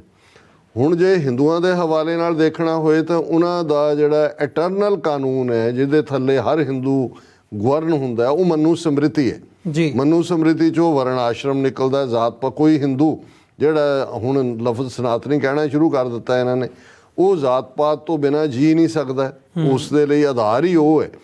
ਹੁਣ ਇਸੇ ਤਰ੍ਹਾਂ ਜੇ ਅਸੀਂ ਇਸਲਾਮ ਦੇ ਹਵਾਲੇ ਨਾਲ ਗੱਲ ਕਰੀਏ ਕਿ ਹਿੰਦੂਆਂ ਤੋਂ ਬਾਅਦ ਦੂਸਰੀ ਵੱਡੀ ਆਬਾਦੀ ਔਰ ਉਹ ਮੁਸਲਮਾਨ ਜਿਨ੍ਹਾਂ ਨੇ ਭਾਰਤ ਨੂੰ ਇੱਕ ਸੈਕੂਲਰ ਮੁਲਕ ਜਿਹੜਾ ਉਹਨਾਂ ਦਾ ਡ੍ਰੀਮ ਨਹਿਰੂ ਨੇ ਜਾਂ ਗਾਂਧੀ ਨੇ ਜਾਂ ਮੌਲਾਨਾ ਅਬੁਲ ਕਲਾਮ ਆਜ਼ਾਦ ਨੇ ਦਿੱਤਾ ਹੈ, ਉਹਦੇ 'ਚ ਰਹਿਣਾ ਉਹਨਾਂ ਨੇ ਪ੍ਰੈਫਰ ਕੀਤਾ। ਉਹਨਾਂ ਕੋਲ ਚੋਇਸ ਸੀ ਕਿ ਉਹ ਪਾਕਿਸਤਾਨ ਜਾ ਸਕਦੇ ਸੀ, ਪਰ ਉਹਨਾਂ ਨੂੰ ਇਹ ਸੀ ਕਿ ਅਸੀਂ ਆਪਣਾ ਮਜ਼ਹਬ, ਆਪਣੀ ਬੋਲੀ, ਆਪਣੀ ਤਹਿਜ਼ੀਬ ਨੂੰ ਰੱਖਦੇ ਹੋਏ ਵੀ ਜਿਹੜਾ ਇੱਥੇ ਸਾਡੇ ਪੁਰਖਿਆਂ ਦੀਆਂ ਕਬਰਾਂ ਨੇ, ਅਸੀਂ ਇੱਥੇ ਇੱਜ਼ਤ ਮਾਣ ਨਾਲ ਰਹਿ ਸਕਦੇ। ਹੁਣ ਉਹਨਾਂ ਦਾ ਜੇ ਅਸੀਂ ਇਸਲਾਮ ਦੇ ਹਵਾਲੇ ਨਾਲ ਗੱਲ ਕਰੀਏ ਤਾਂ ਜਿੱਥੇ ਇਸਲਾਮ ਦੇ ਵਿੱਚ ਉਹਨਾਂ ਦਾ ਆਪਣਾ ਅਕੀਦਾ ਹੈ, ਕੁਰਾਨ ਮਜੀਦ ਦੇ ਵਿੱਚ ਇਸਲਾਮ ਦਾ ਆਪਣਾ ਲਾਅ ਹੈ ਜਿਸ ਦੇ ਥੱਲੇ ਮੁਸਲਮਾਨ ਜਿਹੜੀ ਆਬਾਦੀ ਆ ਉਹ ਗਵਰਨ ਹੁੰਦੀ ਹੈ, ਉਹਨੂੰ ਸ਼ਰਾ ਕਹਿੰਦੇ ਨੇ। ਸ਼ਰੀਅਤ ਸ਼ਰਾ ਨਾਲ ਜੁੜਿਆ ਇਸਲਾਮਿਕ ਲਾਅ, ਉਹਦੇ 'ਚ ਪੂਰਾ ਉਹਦਾ ਵਿਧਾਨ ਹੈ। ਵਿਆਹ ਨਿਕਾਹ ਜਿਹਨੂੰ ਕਹਿੰਦੇ ਨੇ, ਉਹਨਾਂ ਦੇ ਹੱਕ ਕੀ ਨੇ, ਔਰ ਜਿਹਦੇ ਨਾਲ ਜਦੋਂ ਉਹਨੂੰ ਜੇ ਛੜਾ ਹੁੰਦਾ ਤੇ ਉਸ ਨੂੰ ਜਿਹੜਾ ਉਹ ਮਿਹਰ ਕਹਿੰਦੇ ਨੇ ਕਿ ਵੀ ਉਹਦੀ ਕੀ ਹੈ, ਇਹ ਸਾਰਾ ਪਾਰਟ। ਹੁਣ ਇਹ ਜਿਹੜੇ ਲਾਅ ਨੇ ਭਾਰਤੀ ਸੰਵਿਧਾਨ ਦੇ ਵਿੱਚ ਜਦੋਂ ਇਨਕੋਰਪੋਰੇਟ ਕੀਤੇ ਗਏ, ਆਲਰੇਡੀ ਬ੍ਰਿਟਿਸ਼ ਨੇ ਮੁਸਲਿਮ ਪਰਸਨਲ ਲਾਅ, ਈਸਾਈਆਂ ਦਾ ਪਰਸਨਲ ਲਾਅ, ਕਿਉਂਕਿ ਉਹਨਾਂ ਦੇ ਵੀ ਈਸਾਈਆਂ ਦੇ ਡਾਈਵੋਰਸ, ਮੈਰਿਜ, ਦੂਸਰਾ ਉਸ ਨੂੰ ਰੈਕਗਨਾਈਜ਼ ਕੀਤਾ ਹੋਇਆ। ਪਾਰਸੀ ਸਭ ਤੋਂ ਛੋਟੀ ਗਿਣਤੀ ਪਾਰਸੀਆਂ ਦੀ ਹੈ। ਹੁਣ ਜੇ ਕੌਣ ਆਪਣੇ ਮੁਰਦੇ ਸਾੜਦਾ, ਕੌਣ ਦਫਨਾਉਂਦਾ, ਲੇਕਿਨ ਇਹ ਕਿਸੇ ਹੋਰ ਸੁਸਾਇਟੀ 'ਚ ਤਾਂ ਤੁਸੀਂ ਕਿਸੇ ਨੂੰ ਹੱਕ ਨਹੀਂ ਦੇ ਸਕਦੇ ਕਿ ਮੁਰਦਾ ਤੁਸੀਂ ਖੁੱਲ੍ਹਾ ਛੱਡ ਦਿਓ ਕਿ ਜੀ ਉਹਨੂੰ ਕੋਈ। ਲੇਕਿਨ ਕਿਉਂਕਿ ਪਾਰਸੀਆਂ ਦਾ ਪਰਸਨਲ ਲਾਅ ਐਗਜ਼ਿਸਟ ਕਰਦਾ ਹੈ, ਇਸ ਲਈ ਮੁੰਬਈ ਦੇ ਵਿੱਚ ਇੱਕ ਵੱਡਾ ਚਬੂਤਰੇ ਵਾਂਗ ਉਹਨਾਂ ਦੇ ਖਾਸ ਲਫ਼ਜ਼ ਉਹਦੇ ਇਸਤੇਮਾਲ ਹੁੰਦਾ ਹੈ, ਟੈਰਿਸ ਟਾਈਪ ਹੁੰਦਾ, ਉਹਦੇ 'ਚੋਂ ਜਿਹੜਾ ਮੁਰਦੇ ਨੂੰ ਰੱਖ ਦਿੰਦੇ ਨੇ ਜਿੱਥੇ ਕਿ ਪੰਛੀ ਉਹਨਾਂ ਨੂੰ ਔਰ ਉਹ ਉਹਨਾਂ ਨੂੰ ਹੱਕ ਕਾਨੂੰਨੀ ਤੌਰ 'ਤੇ ਮਿਲਿਆ ਹੋਇਆ। ਸੋ ਇਹ ਆਲਰੇਡੀ ਜਦੋਂ ਕਿ ਇੰਡੀਅਨ ਕਨਸਟੀਟਿਊਸ਼ਨ ਜਿਹਦੇ 'ਤੇ 299 ਨੁਮਾਇੰਦਿਆਂ ਨੇ ਦਸਤਖਤ ਕੀਤੇ, ਇਹ 1946 'ਚ ਕਨਸਟੀਟਿਊਐਂਟ ਅਸੈਂਬਲੀ ਬਣੀ, 1949 ਦੇ ਵਿੱਚ ਸੰਵਿਧਾਨ ਲਾਗੂ ਹੋਇਆ। ਲੇਕਿਨ ਉਸ ਤੋਂ ਪਹਿਲਾਂ ਇਹ ਕਾਨੂੰਨ ਐਗਜ਼ਿਸਟ ਕਰਦੇ ਸੀ ਜਿਨ੍ਹਾਂ ਦੇ ਵਿੱਚ ਮੁਸਲਿਮ ਪਰਸਨਲ ਲਾਅ ਵੀ, ਜਿਸ ਦੇ ਵਿੱਚ ਈਸਾਈਆਂ ਦੇ ਲਈ ਵੀ, ਪਾਰਸੀਆਂ ਦੇ ਲਈ ਵੀ, ਔਰ ਸਿੱਖਾਂ ਦੀ ਇੱਕ ਮੰਗ ਜਿਹੜੀ ਕਿ ਧਰਮਯੁੱਧ ਮੋਰਚੇ ਦੇ ਵੇਲੇ ਅਨੰਦਪੁਰ ਸਾਹਿਬ ਦੇ ਮਤੇ ਦੇ ਨਾਲ ਸੀ, ਸਿੱਖ ਪਰਸਨਲ ਲਾਅ। ਕਿਉਂਕਿ ਇਹਨਾਂ ਦੀ ਐਜ਼ ਏ ਘੱਟ ਗਿਣਤੀ ਜਾਂ ਅਕਲੀਅਤ ਤਾਂ ਰੈਕਗਨੀਸ਼ਨ ਸੀ ਕਿਉਂਕਿ ਇਹਨਾਂ ਦੇ ਆਪਣੇ ਪਰਸਨਲ ਲਾਅ ਸੀ ਜੀ। ਲੇਕਿਨ ਇਹਨਾਂ ਨੇ ਆਰਟੀਕਲ 25B ਦੇ ਥੱਲੇ ਸਿੱਖਾਂ, ਬੌਧੀਆਂ ਤੇ ਜੈਨੀਆਂ ਨੂੰ ਹਿੰਦੂ ਬਣਾ ਦਿੱਤਾ। ਇਸ ਲਈ ਨਾ ਬੌਧੀਆਂ ਦਾ ਪਰਸਨਲ ਲਾਅ ਹੈ ਇੰਡੀਅਨ ਕਨਸਟੀਟਿਊਸ਼ਨ, ਨਾ ਜੈਨਾਂ ਦਾ ਹੈ, ਨਾ ਸਿੱਖਾਂ ਦਾ ਹੈ। ਔਰ ਫਿਰ ਉਹਨੂੰ ਫਰਦਰ ਜਕੜਨ ਦੇ ਲਈ 1955 ਦੇ ਵਿੱਚ ਜਦੋਂ ਇਹਨਾਂ ਨੇ ਹਿੰਦੂ ਸਕਸੈਸ਼ਨ ਐਕਟ ਬਣਾਇਆ, ਹਿੰਦੂ ਮੈਰਿਜ ਐਕਟ ਬਣਾਇਆ, ਔਰ ਉਸ ਦੇ ਨਾਲ Hindu adoption and minor and guardian act ਬਣਾਇਆ, 3-4 ਐਕਟ, ਉਹਦੇ ਥੱਲੇ ਫਿਰ ਨੂੜ ਦਿੱਤਾ ਉਹਦੇ ਥੱਲੇ ਹੀ। ਸੋ ਸਗੋਂ ਸਿੱਖਾਂ ਦੀ ਇਹ ਮੰਗ ਰਹੀ ਥਰੂ ਆਊਟ ਦਾ, ਔਰ ਹੁਣ ਵੀ ਜਿਹੜੀ ਕਿ ਭਾਈ ਸਿੱਖ ਪਰਸਨਲ ਲਾ ਹੋਏ। ਹੁਣ ਹਿੰਦੂ ਮੈਰਿਜ ਐਕਟ ਦੇ ਥੱਲੇ ਕੀ ਹੋਇਆ ਵੀ ਆਲਰੇਡੀ 1909 ਦੇ ਵਿੱਚ ਆਨੰਦ ਮੈਰਿਜ ਐਕਟ ਐਗਜ਼ਿਸਟ ਕਰਦਾ ਸੀ, ਜਿਹੜਾ ਅੰਗਰੇਜ਼ਾਂ ਨੇ ਸਿੱਖਾਂ ਦੀ ਜਿਹੜੀ ਆਈਡੈਂਟੀਟੀ ਮੰਨੀ ਹੋਈ ਸੀ ਜੀ, ਪਰ ਸਾਨੂੰ ਉਹਦੇ ਥੱਲੇ ਹਿੰਦੂ ਮੈਰਿਜ ਐਕਟ ਦੇ ਥੱਲੇ ਸਰਟੀਫਿਕੇਟ ਲੈਣਾ ਪੈਂਦਾ ਸੀ। ਮਨਮੋਹਨ ਸਿੰਘ ਦੇ ਵੇਲੇ ਡਰਾਮੇਬਾਜ਼ੀ ਜਿਹੀ ਕੀਤੀ ਜੀ, ਚਲੋ ਸਪੈਸ਼ਲ ਮੈਰਿਜ ਐਕਟ ਉਹਦਾ ਨਾਂ ਰੱਖ ਦਿੱਤਾ, ਜਿਹਦੇ ਥੱਲੇ ਸਿੱਖ ਆਪਣੀ ਮੈਰਿਜ ਆਨੰਦ ਮੈਰਿਜ ਐਕਟ ਥੱਲੇ ਰਜਿਸਟਰ ਕਰਾਉਂਦੇ ਨੇ, ਲੇਕਿਨ ਉਹ ਫੈਡਰਲ ਨਹੀਂ ਬਣਾਇਆ, ਉਹਨੂੰ ਸੂਬਿਆਂ ਦੇ ਉੱਤੇ ਛੱਡ ਦਿੱਤਾ ਹੈ। ਕਿਸੇ ਸੂਬੇ ਨੇ ਉਹ ਮੰਨਿਆ, ਛੋਟੇ ਮੋਟੇ ਨੇ, ਕਿਸੇ ਨੇ ਨਹੀਂ। ਮੇਰਾ ਖਿਆਲ ਹੈ ਪੰਜਾਬ 'ਚ ਅਜੇ ਤੱਕ ਵੀ ਜਿਹੜਾ ਹੈ ਉਸ ਦੇ ਉੱਤੇ ਉਹਨਾਂ ਨੇ, ਪੰਜਾਬ ਸਰਕਾਰ ਨੇ ਉਹਨੂੰ ਨਹੀਂ ਜਿਹੜਾ ਉਹ ਪਾਸ ਕੀਤਾ ਹੋਇਆ। ਸੋ ਸਿੱਖਾਂ ਨੂੰ ਤਾਂ ਉਹਨਾਂ ਨੇ, ਸਿੱਖਾਂ ਬਹੁਤੀਆਂ ਜਾਨੀਆਂ ਦੇ ਤਾਂ ਗੱਲ ਮੁੱਕ ਗਈ, ਸੋ ਉਹਨਾਂ ਨੂੰ ਤਾਂ ਪਹਿਲਾਂ ਹੀ ਹਿੰਦੂਆਂ ਦੇ ਥੱਲੇ ਗਵਰਨ ਕਰਦੇ ਨੇ।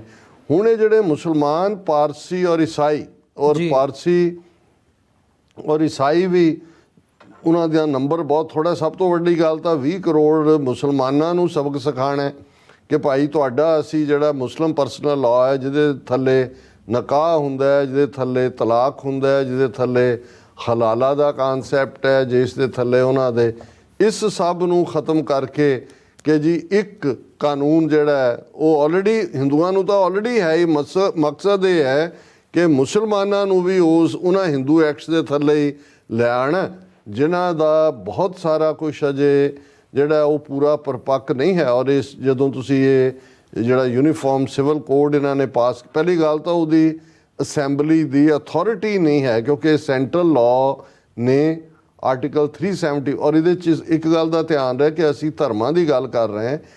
ਈਵਨ ਇਹ ਜਦੋਂ ਤੁਸੀਂ ਲਾਅ ਦੀ ਗੱਲ ਕਰਦੇ ਹੋ, ਡਾਈਵਰਸਿਟੀ, ਟਰਾਈਬਲਸ ਜੀ, ਟਰਾਈਬਲ ਜਿਹੜੇ ਕਰੋੜਾਂ ਦੇ ਵਿੱਚ ਨੇ, 3-4 ਤਾਂ ਸੂਬੇ ਹੀ ਉਹਨਾਂ ਦੇ ਨੇ, ਛੱਤੀਸਗੜ੍ਹ 'ਚ ਦੇ ਵਿੱਚ ਨੇ ਉਹ, ਔਰ ਝਾਰਖੰਡ ਦੇ ਵਿੱਚ ਨੇ, ਔਰ ਈਵਨ ਸਾਰੇ ਨਾਰਥ ਈਸਟ ਦਾ ਤਾਂ ਸਾਰੀ ਟਰਾਈਬਲ ਸੁਸਾਇਟੀ ਹੈ। ਉਹਨਾਂ ਦੇ ਵਿੱਚ ਉਹਨਾਂ ਦੇ ਆਪਣੇ ਢੰਗ ਤਰੀਕੇ ਨੇ, ਉਹਨਾਂ ਦੇ ਆਪਣਾ ਸੁਸਾਇਟੀ ਦੇ ਲਾਅ ਨੇ। ਜਿਵੇਂ ਹੁਣ ਉੱਤਰਾਖੰਡ ਨੇ ਜਿਹੜਾ ਪਾਸ ਕੀਤਾ ਯੂਨੀਫਾਰਮ ਸਿਵਲ ਕੋਡ, ਉਹਨਾਂ ਨੇ ਕਿਹਾ ਜੀ ਲਿਵ ਇਨ ਰਿਲੇਸ਼ਨਸ਼ਿਪ ਜਿਹੜੀ ਹੈ ਉਹ ਤੁਹਾਨੂੰ ਰਜਿਸਟਰ ਕਰਾਉਣੀ ਪਏਗੀ। ਜੇ ਤੁਸੀਂ ਰਜਿਸਟਰ ਨਹੀਂ ਕਰਵਾਉਂਦੇ ਤੇ ਫੜੇ ਜਾਂ ਪੁਲਿਸ ਰਿਪੋਰਟ ਹੋਏਗੀ, ਇੰਨਾ ਫਾਈਨ ਹੋਏਗਾ ਉਹਦੇ 'ਚ। ਔਰ ਉਹਦੇ 'ਤੇ ਮੈਂ ਇੱਕ ਲੀਗਲ ਐਕਸਪਰਟ ਦਾ ਵਿਊ ਸੁਣ ਰਿਹਾ ਸੀ, ਉਹਨੇ ਕਿਹਾ ਜੀ ਇਹ ਜਿਹੜੀ ਟਰਾਈਬਲ ਸੁਸਾਇਟੀ ਆ ਜਾਂ ਜੋ ਉਹਨਾਂ ਦਾ ਤਾਂ ਨੋਰਮ ਹੈ ਲਿਵ ਇਨ ਰਿਲੇਸ਼ਨਸ਼ਿਪ, ਔਰ ਇਹਦਾ ਕਿਵੇਂ ਕਰੋਗੇ? ਔਰ ਤੁਸੀਂ ਪੁਲਿਸ ਨੂੰ ਹੋਰ ਕਰਪਟ ਕਰ। ਸੋ ਮਤਲਬ ਇਹ ਹੈ ਵੀ ਇਹਨਾਂ ਨੂੰ ਖੁਦ ਵੀ ਨਹੀਂ ਪਤਾ ਕਿਤੇ, ਪਰ ਉਹਨਾਂ ਨੇ ਕੁਇਕਲੀ ਉੱਥੋਂ ਉੱਤਰਾਖੰਡ 'ਚੋਂ ਇਸ ਲਈ ਪਾਸ ਕਰਾਇਆ ਤਾਂ ਕਿ ਇਹਨੂੰ ਅਗਲੀਆਂ ਇਲੈਕਸ਼ਨਾਂ ਦੇ ਵਿੱਚ ਇੱਕ ਪ੍ਰੋਪੇਗੈਂਡੇ ਦੇ ਤੌਰ 'ਤੇ ਇਸਤੇਮਾਲ ਕਰਨ ਕਿ ਜੀ ਦੇਖੋ ਅਸੀਂ ਇੱਕ ਸੂਬੇ 'ਚ ਕਰਵਾ ਦਿੱਤਾ ਹੈ। ਔਰ ਸਾਡੇ ਕੋਲ ਜਦੋਂ ਆਇਆ ਹੁਣ, ਕਿਉਂਕਿ ਰਾਜ ਸਭਾ ਦੇ ਸ਼ਾਇਦ 60 ਦੇ ਕਰੀਬ ਮੈਂਬਰ ਰਿਟਾਇਰ ਹੋ ਰਹੇ ਨੇ, 6 ਸਾਲ ਦੀ ਉਹਨਾਂ ਦੀ ਟਰਮ ਮੁੱਕ ਰਹੀ ਹੈ, ਜਿਹਨਾਂ 'ਚ ਮਨਮੋਹਨ ਸਿੰਘ ਵੀ ਸ਼ਾਮਲ ਹੈ। ਔਰ ਉਹਨਾਂ ਨੂੰ ਇਹ ਲੱਗਦਾ ਹੈ ਕਿ ਵੀ ਨਵੇਂ ਜਿਹੜੇ, ਕਿਉਂਕਿ ਸਟੇਟ ਅਸੈਂਬਲੀਆਂ ਨੇ ਚੁਣ ਕੇ ਭੇਜਣੇ ਹੁੰਦੇ ਨੇ ਰਾਜ ਸਭਾ ਦੇ, ਕਿ ਵੀ ਜਦੋਂ ਸਾਡੇ ਕੋਲ ਅਗਲੀ 60 ਜਿਹੜੇ 65 ਕਿ ਕਿੰਨੇ ਰਿਟਾਇਰ ਹੋ ਰਹੇ ਨੇ, ਉਹਦੇ 'ਚ ਬੀਜੇਪੀ ਦੇ ਜ਼ਿਆਦਾ ਹੋ ਜਾਂਦੇ ਨੇ ਰਾਜ ਸਭਾ 'ਚ। ਕਿਉਂਕਿ ਜੇ ਇਹਨਾਂ ਨੇ ਯੂਨੀਫਾਰਮ ਸਿਵਲ ਕੋਡ ਪਾਰਲੀਮੈਂਟ 'ਚ ਪਾਸ ਕਰਵਾਉਣਾ ਹੈ, ਪਾਰਲੀਮੈਂਟ ਤਾਂ ਹੋ ਜਾਏਗਾ, ਇਹਨਾਂ ਕੋਲ 2/3 ਵੀ ਤੱਕ ਲੈ ਜਾਣਗੇ, ਰਾਜ ਸਭਾ 'ਚ ਨਹੀਂ, ਅੜ ਜਾਣਾ। ਸੋ ਉਹ ਵੇਟ ਕਰ ਰਹੇ ਨੇ, ਪਰ ਉਹਨਾਂ ਨੇ ਆਲਰੇਡੀ ਦੇ ਦਿੱਤਾ ਕਿ ਵੀ ਜਿਵੇਂ ਅਸੀਂ ਆਰਟੀਕਲ 370 ਦੇ ਮੁੱਦੇ ਨੂੰ ਲਿਆ ਸੀ, ਅਸੀਂ ਉਹਨੂੰ ਇੰਪਲੀਮੈਂਟ ਕੀਤਾ, ਇਹਨੂੰ ਅਸੀਂ ਯੂਨੀਫਾਰਮ ਸਿਵਲ ਕੋਡ ਨੂੰ ਨੈਕਸਟ ਦੇ ਵਿੱਚ ਅਸੀਂ ਲਾਗੂ ਕਰਾਂਗੇ। ਸੋ ਇਸ ਦਾ ਮਤਲਬ ਹਿੰਦੂ ਰਾਸ਼ਟਰ ਹੀ ਹੈ ਮੁਸਲਮਾਨਾਂ, ਕਿਉਂਕਿ ਇਹਨਾਂ ਦੀ ਇਹ ਲਾਈਨ ਹੈ ਕਿ ਭਾਰਤ 'ਚ ਕੋਈ ਘੱਟ ਗਿਣਤੀ ਹੈ ਹੀ ਨਹੀਂ, ਸਭ ਇੰਡਸ ਦੇ ਇਸ ਪਾਰ ਰਹਿਣ ਵਾਲੇ ਸਾਰਿਆਂ ਦੀ ਜੀਵਨ ਜਾਚ ਹਿੰਦੂ ਹੈ। ਔਰ ਜਦੋਂ ਤੱਕ ਇਹ ਲਾਅ ਐਗਜ਼ਿਸਟ ਕਰਦੇ ਨੇ, ਮੁਸਲਿਮ ਪਰਸਨਲ ਲਾਅ, ਜ਼ਰੈਸਟਰੀਅਨ ਪਾਰਸੀਆਂ ਦਾ ਔਰ ਕ੍ਰਿਸਚੀਅਨਸ ਦਾ, ਇਹਦਾ ਮਤਲਬ ਹੈ ਕਿ ਇੱਥੇ ਹੋਰ ਕੌਮੀਅਤਾਂ ਵੀ ਨੇ, ਉਹਨਾਂ ਨੂੰ ਖ਼ਤਮ ਕਰਨਾ ਔਰ ਫਿਰ ਇਹ ਕਹਿਣਾ ਵੀ ਅਸੀਂ ਸਭ ਨੂੰ ਹਿੰਦੂ ਰੰਗ 'ਚ ਰੰਗ ਦਿੱਤਾ ਹੈ, ਤੁਸੀਂ ਭਾਵੇਂ ਜਾ ਕੇ ਨਮਾਜ਼ ਪੜ੍ਹੀ ਜਾਓ ਜਾਂ ਜੀਸਸ ਅੱਗੇ ਪ੍ਰੇ ਕਰੋ, ਪਰ ਤੁਸੀਂ ਹੋ ਹਿੰਦੂ, ਕਾਨੂੰਨ ਦੀ ਨਜ਼ਰ ਤੁਸੀਂ ਹਿੰਦੂ ਹੋ। ਇਹ ਹਿੰਦੂ ਰਾਸ਼ਟਰ ਹੈ ਔਰ ਤੁਹਾਨੂੰ ਹਿੰਦੂਆਂ ਦੀ ਸੁਪਰਾਮੇਸੀ ਦੇ ਥੱਲੇ ਜਿਉਣਾ ਹੋਏਗਾ। ਇਹ ਸਪਿਰਿਟ ਹੈ ਯੂਨੀਫਾਰਮ ਸਿਵਲ ਕੋਡ ਦੀ। ਬਿਲਕੁਲ, ਇਹ ਸਮਝਣਾ ਬਹੁਤ ਜ਼ਰੂਰੀ ਹੈ। ਹਾਲਾਂਕਿ ਜਿਵੇਂ ਤੁਸੀਂ ਲੀਗਲੀ ਗੱਲ ਕੀਤੀ ਹੈ ਵੀ ਲੀਗਲ ਤੌਰ ਦੇ ਉੱਤੇ ਜਿਹੜੀ ਅਸੈਂਬਲੀ ਹੈਗੀ ਹੈ ਉਹਦੇ ਕੋਲ ਰਾਈਟ ਨਹੀਂ ਹੈ, ਇਹ ਸੈਂਟਰਲ ਲਾਅ ਹੈ 371 ਦੇ ਥੱਲੇ। ਹਾਂ, ਪਰ ਉਹੀ ਉਹ ਗੱਲ ਫਿਰ ਉੱਥੇ ਹੀ ਜਿਵੇਂ ਅੱਛਾ ਇੱਕ ਇਹਦੇ 'ਚ ਉਹਨਾਂ ਨੇ ਇਹ ਕੀਤਾ, ਉਹਨਾਂ ਨੂੰ ਪਤਾ ਸੀ ਕਿ ਵੀ ਉੱਤਰਾਖੰਡ 'ਚ ਵੀ ਜਿਹੜੇ ਨੇ ਟਰਾਈਬਲ ਲੋਕ ਨੇ ਔਰ ਦੂਜੇ ਉਹ ਵਿਰੋਧ ਕਰਨਗੇ। ਔਰ ਉਹਨਾਂ ਨੇ ਕਿਹਾ ਜੀ ਯੂਨੀਫਾਰਮ ਸਿਵਲ ਕੋਡ ਅਸੀਂ ਕਰ ਰਹੇ ਹਾਂ, ਟਰਾਈਬਲਸ ਨੂੰ ਐਗਜ਼ੈਂਪਟ ਕਰ ਰਹੇ ਹਾਂ ਇਸ ਕਾਨੂੰਨ ਤੋਂ। ਜੇ ਤੁਹਾਡਾ ਯੂਨੀਫਾਰਮ ਦਾ ਮਤਲਬ ਇੱਕ ਹੈ, ਜੇ ਤੁਸੀਂ ਸੱਚਮੁੱਚ ਹੀ ਯੂਨੀਫਾਰਮ ਇਹ ਕਹਿੰਦੇ ਅਸੀਂ ਕਿਉਂਕਿ ਸਮਾਨਤਾ ਚਾਹੁੰਦੇ ਹਾਂ, ਪਰ ਕਿਉਂਕਿ ਮਕਸਦ ਮੁਸਲਮਾਨਾਂ ਔਰ ਈਸਾਈਆਂ ਨੂੰ ਜਿਹਦੀ RSS ਦੀ ਆਈਡੀਓਲੋਜੀ ਜਾਂ ਬੰਚ ਆਫ ਥਾਟਸ ਗੋਲਵਲਕਰ ਦੇ ਤੁਸੀਂ ਦੇਖੋਗੇ ਤੇ ਉਸ ਦੇ ਵਿੱਚ ਉਹਨਾਂ ਨੇ ਕਿਹਾ ਵੀ ਜਿਨ੍ਹਾਂ ਮਜ਼ਹਬਾਂ ਦੀ ਧਾਰਮਿਕ ਆਸਥਾ ਦੇ ਕੇਂਦਰ ਆਰਿਆਵਰਤ ਭਾਰਤ ਤੋਂ ਬਾਹਰ ਨੇ ਉਹ ਗੈਰ ਨੇ, ਔਰ ਉਹ ਜਾਂ ਵਾਪਸ ਹਿੰਦੂ ਮੰਡਲ ਚ ਆਉਣ, ਸ਼ੂਦਰੀ ਬਣ ਕੇ ਆਉਣਗੇ, ਬ੍ਰਾਹਮਣ ਤਾਂ ਬਣ ਨਹੀਂ ਸਕਦੇ, ਤੇ ਜਾਂ ਉਹਨਾਂ ਦੀ ਐਲੀਮੀਨੇਸ਼ਨ। ਇਹੀ ਕਾਰਨ ਸੀ ਕਿ RSS ਦਾ ਗੋਲਵਲਕਰ ਹੋਏ, ਉਹਨਾਂ ਦਾ ਹਿੰਦੂਤਵੀ ਆਈਡੀਆਲੋਗ ਸਾਵਰਕਰ ਹੋਏ, ਜਾਂ ਈਵਨ ਲਾਲਾ ਲਾਜਪਤ ਰਾਏ ਵਰਗੇ ਲੋਕ ਜਿਹੜੇ ਭਾਵੇਂ ਉਹ ਪਹਿਲਾਂ ਮਰ ਗਏ ਲੇਕਿਨ ਉਹਨਾਂ ਨੇ ਅੱਡ ਹਿੰਦੂ ਰਾਸ਼ਟਰ ਦੀ ਗੱਲ ਕੀਤੀ। ਔਰ ਗੋਲਵਲਕਰ ਔਰ ਸਾਵਰਕਰ ਨੇ ਹਿਟਲਰ ਔਰ ਮੁਸੋਲਿਨੀ ਨੂੰ ਬਹੁਤ ਐਪਰੀਸ਼ੀਏਟ ਕੀਤਾ ਔਰ ਉਹਨਾਂ ਨੇ ਕਿਹਾ ਵੀ ਜਿਹੜਾ ਹੱਲ ਨਾਜ਼ੀਆਂ ਨੇ ਔਰ ਫਾਸ਼ਿਸਟਾਂ ਨੇ ਇਟਲੀ ਦੇ ਵਿੱਚ ਮੁਸੋਲਿਨੀ ਨੇ ਘੱਟ ਗਿਣਤੀਆਂ ਨਾਲ ਨਿਬੜਨ ਦਾ ਕੀਤਾ, ਇਹੀ ਹੱਲ ਭਾਰਤ ਦੇ ਵਿੱਚ ਜਿਹੜਾ ਉਹ ਮੁਸਲਮਾਨਾਂ ਔਰ ਈਸਾਈਆਂ ਨਾਲ ਨਿਬੜਨ ਦਾ। ਸਿੱਖਾਂ ਬੌਧੀਆਂ ਜੈਨੀਆਂ ਨੂੰ ਤਾਂ ਉਹਨਾਂ ਨੇ ਪਹਿਲੇ ਦਿਨ ਤੋਂ ਹੀ ਕਿਹਾ ਕਿ ਇਹ ਤਾਂ ਹੈ ਹੀ ਹਿੰਦੂ ਨੇ ਔਰ ਇਸ ਲਈ ਇਹਨਾਂ ਨੂੰ ਤਾਂ ਜਿਹੜਾ ਇਹ ਸਮੁੰਦਰ ਹਿੰਦੂ ਸਮੁੰਦਰ ਹੈ ਉਸ ਉੱਠਣ ਵਾਲੀਆਂ ਇਹ ਇੱਕ ਅੱਡ ਤਰੰਗਾਂ ਨੇ ਔਰ ਅਲਟੀਮੇਟਲੀ ਇਹ ਹਿੰਦੂ ਸਮੁੰਦਰ ਦੇ ਵਿੱਚ ਹੀ ਸਮਾ ਜਾਂਦੀਆਂ ਨੇ। ਇਸ ਲਈ ਸਾਨੂੰ ਤਾਂ ਉਹਨਾਂ ਨੇ ਡੈਥ ਕਿਸ ਦੇ ਨਾਲ ਹੀ ਮਾਰਿਆ ਔਰ ਉਹੀ reflect article 25B Indian constitution ਦਾ ਵੀ ਕਰਦਾ ਜਦੋਂ ਸਿੱਖਾਂ ਬੌਧੀਆਂ ਜੈਨੀਆਂ ਨੂੰ ਹਿੰਦੂ ਗਰਦਾਨਿਆ ਜਾਂਦਾ ਹੈ। ਜੀ ਡਾਕਟਰ ਸਾਹਿਬ ਬਿਲਕੁਲ ਨਹੀਂ, ਜਿਵੇਂ ਮੈਂ ਗੱਲ ਕਰਦਾ ਸੀ ਵੀ ਲੀਗਲੀ ਨਾ ਹੋਣ ਦਾ ਤੁਹਾਡੇ ਕੋਲ ਰਾਈਟ ਨਾ ਹੋਣ ਕਰਕੇ ਵੀ ਜੇ ਕੋਈ ਪਟੀਸ਼ਨ ਹੁਣ ਕੋਰਟ ਦੇ ਵਿੱਚ ਸੁਪਰੀਮ ਕੋਰਟ ਤੱਕ ਵੀ ਪਹੁੰਚ ਕੀਤੀ ਜਾਂਦੀ ਹੈ, ਉਹਦਾ ਹਾਲ ਵੀ ਜਿਵੇਂ ਅਯੁੱਧਿਆ ਦਾ ਹੋਇਆ, ਬਾਬਰੀ ਮਸਜਿਦ ਦਾ, ਜਾਂ ਫਿਰ ਜਿਹੜੀ ਆਰਟੀਕਲ 370 ਕਸ਼ਮੀਰ ਦਾ ਹੋਇਆ ਸੁਪਰੀਮ ਕੋਰਟ ਦੇ ਵਿੱਚ ਜਾ ਕੇ, ਉਹ ਵੀ ਜੁਡੀਸ਼ਰੀ ਦੇ ਥੱਲੇ ਹਾਲ ਉਹਦਾ ਇਵੈਂਚੁਅਲੀ ਐਂਡ ਉੱਥੇ ਹੀ ਹੋਣਾ। ਇਵੈਂਚੁਅਲੀ ਉਹਨਾਂ ਨੇ ਲਿਆ ਕੇ ਉਹ ਇੰਪਲੀਮੈਂਟ ਕਰ ਦੇਣਾ। ਤੇ ਸਾਡੇ ਲਈ ਮਤਲਬ ਜੇ ਸਿੱਖਾਂ ਲਈ ਕਹਿਣਾ ਹੋਵੇ ਗੱਲ ਉਹੀ ਬਣ ਜਾਂਦੀ ਹੈ ਵੀ ਅਸੀਂ ਮੰਗਦੇ ਹਾਂ ਵੀ ਜੀ ਸਾਨੂੰ ਵਿਦਨ ਦ ਕਨਸਟੀਟਿਊਸ਼ਨ ਜਿਹੜੀ ਉੱਥੇ ਕਮਿਊਨਿਟੀ ਵਸਦੀ ਹੈ ਜਾਂ ਪ੍ਰੋ ਸਟੇਟ ਸਾਡੀ ਇੱਕ ਕਮਿਊਨਿਟੀ ਦੇ ਵਿੱਚ ਜਿਹੜਾ ਲਾਣਾ ਹੈਗਾ ਉਹ ਇਹ ਸਮਝਦਾ ਵੀ ਕਿ ਜੀ ਅਸੀਂ ਇਸੇ ਸੰਵਿਧਾਨ ਦੇ ਥੱਲੇ ਇਹਦੇ ਥੱਲੇ ਰਹਿੰਦਿਆਂ ਹੀ ਅਸੀਂ ਆਪਣੇ ਹੱਕ ਲੈ ਸਕਦੇ ਹਾਂ। ਹੁਣ ਤੁਸੀਂ ਉਹਨਾਂ ਛੋਟੀਆਂ ਹੱਕਾਂ ਦੀ ਗੱਲ ਕਰਦੇ ਹੋ ਵੀ ਆਹ ਲੈ ਲਈਏ ਕਾਨੂੰਨ ਦੇ ਥੱਲੇ, ਆਹ ਲੈ ਲਈਏ, ਵੀ ਉਹਨਾਂ ਨੇ ਇੱਕ ਵੱਡਾ ਹੀ ਹਾਥੀ ਦਾ ਪੈਰ ਲਿਆ ਕੇ ਤੁਹਾਡੇ ਸਿਰ ਤੇ ਧਰ ਦੇਣਾ ਤੇ ਮਤਲਬ ਤੁਸੀਂ ਫਿਰ ਉਹਦੇ ਚੋਂ ਕੱਢ ਲਓ ਕਿ ਛਟਪਟਾਉਂਦੇ ਰਹੋ, ਚੀਕਾਂ ਮਾਰਦੇ ਰਹੋ ਔਰ ਦਮ ਤੋੜ ਜਾਓ। ਇਹੀ ਹੱਲ ਹੋਣਾ ਆ, ਹੋਰ ਕੋਈ ਨਿਕਲਦਾ ਨਹੀਂ ਇਹਦੇ ਚੋਂ। ਤੇ ਦੂਜਾ ਪਾਰਟ ਫਿਰ ਜੇ ਇਹਦੇ ਤੇ ਉਹ ਕਿਸੇ ਨੇ ਸਬ ਕੰਟੀਨੈਂਟ ਦੇ ਸ਼ਾਇਰ ਨੇ ਕਿਹਾ ਸੀ ਕਿ ਭਾਈ घुट घुट के मर जाऊं ये मर्जी मेरे सयाद की है, कि भाई ये शिकारी यही चाहता है कि भी ना रोने की इजाज़त ना इजाज़त फरियाद की है, घुट घुट के मर जाऊं ये मर्जी मेरे सयाद की है। यही शिकारी दी मर्जी है, ना उन्हें अपील करन देनी है, ना उन्हें रोण धोण देना है, ना तुहाडे कोल जिन्हों कदे ਭਗਤ ਸਿੰਘ ਨੇ ਇਹ ਕਿਹਾ ਸੀ ਕਿ ਜੀ ਜਿੱਥੇ ਅਪੀਲ ਵਕੀਲ ਦਲੀਲ ਮੁੱਕ ਜਾਣ। ਹੁਣ ਤੁਸੀਂ ਜੇ ਮੈਜੋਰੀਟੇਰੀਅਨਿਜ਼ਮ ਨੇ ਤੁਹਾਨੂੰ ਗੁਲਾਮ ਬਣਾਉਣਾ ਮਿੱਥਿਆ ਹੋਇਆ ਤੇ ਤੁਹਾਡੀ ਕੋਈ ਅਪੀਲ, ਕੋਈ ਵਕੀਲ, ਕੋਈ ਦਲੀਲ ਕਾਰਗਰ ਹੋ ਹੀ ਨਹੀਂ ਸਕਦੀ। ਅਲਟੀਮੇਟਲੀ ਤੁਹਾਨੂੰ ਮੈਜੋਰਿਟੀ ਨੇ ਨਿਗਲਣਾ, ਉਹ ਨਿਗਲ ਰਹੇ ਨੇ ਔਰ ਧੜੱਲੇ ਨਾਲ ਨਿਗਲ ਰਹੇ ਨੇ। ਜੀ ਡਾਕਟਰ ਸਾਹਿਬ ਬਿਲਕੁਲ, ਇੱਕ ਛੋਟੇ ਜਿਹੇ ਕਮਰਸ਼ੀਅਲ ਬ੍ਰੇਕ ਦੇ ਲਈ ਇੱਥੇ ਰੁਕਦੇ ਹਾਂ।